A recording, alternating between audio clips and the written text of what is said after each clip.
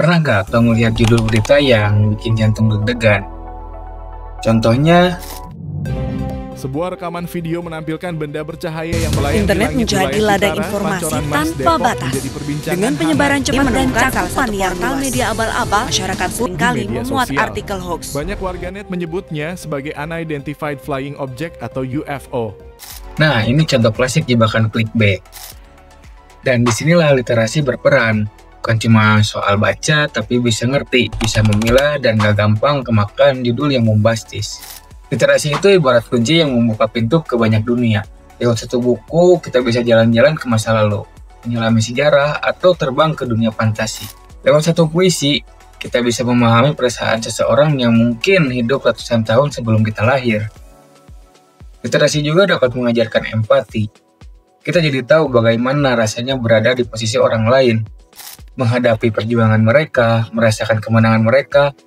Itu membuat kita melihat dunia dengan perspektif yang lebih luas. Dan literasi bukan cuma hiburan. Ia adalah cerminan memantulkan nilai, kebiasaan, dan cara berpikir masyarakat pada masanya.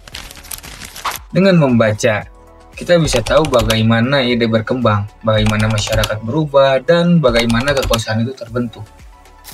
Di level pribadi, literasi bikin kita lebih pintar, tanpa bikin jidat berkerut setiap saat.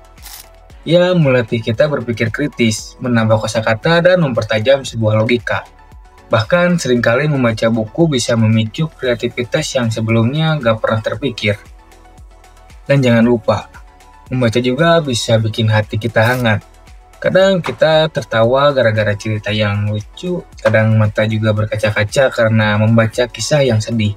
Kadang semangat kembali muncul setelah membaca kalimat yang menginspirasi. Sayangnya, di era digital, fokus kita gampang teralihkan. Orang lebih sering membaca headline daripada isi. Padahal berita yang terlihat heboh di awal bisa jadi biasa-biasa saja kalau dibaca lengkap. Makanya, literasi di zaman sekarang adalah skill bertahan hidup. Kita harus bisa baca sampai habis, jangan cuma lihat judul, cek sumber berita, jangan asal percaya. Pikir dulu sebelum klik tombol share, soalnya hoax itu menyebarnya lebih cepat daripada gosip tetangga. Kalau kita ada hati-hati, kita bisa jadi bagian dari masalah, bukan bagian dari sebuah solusi. Ingat, sharing sebelum share. Itu bukan slogan keren buat kaos, itu pelindung logika kita. Jadi mulai sekarang budayakan literasi. Karena pembaca yang cerdas adalah benteng terakhir melawan banjir informasi yang gak jelas arahnya. Terima kasih.